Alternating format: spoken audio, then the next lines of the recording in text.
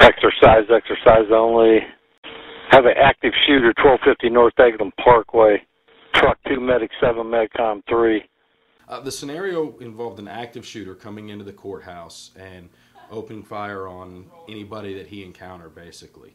As the shooter traveled through the hallways, he also ignited a fire in one of the courtrooms and then proceeded on to another courtroom and took hostages in that location.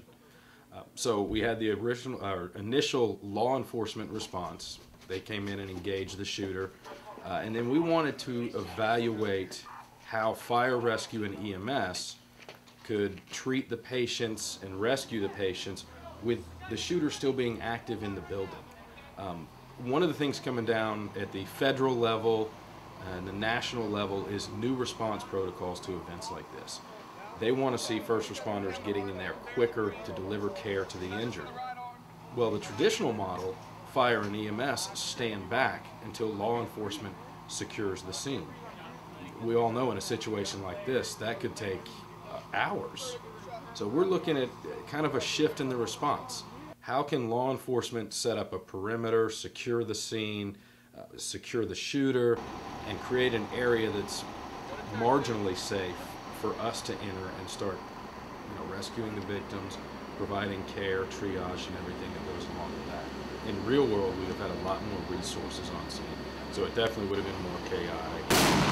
And then adding the stress of it being a real world situation would add to the chaos as well.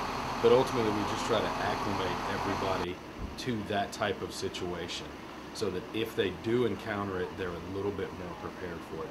We can't get tunnel vision on one specific task. We've got to maintain our situational awareness. And that's the same whether you're law enforcement, fire and rescue, EMS, it doesn't matter. We have to keep our situational awareness up. And training like this allows us to do so. There was more than one firefighter and more than one officer that came to me afterwards and said, I learned things out here and made mistakes that I will never make again the rest of my life. And that's what we want. We want people making their mistakes in a training environment, learning those hard lessons that will keep them from making the same mistakes in the real world.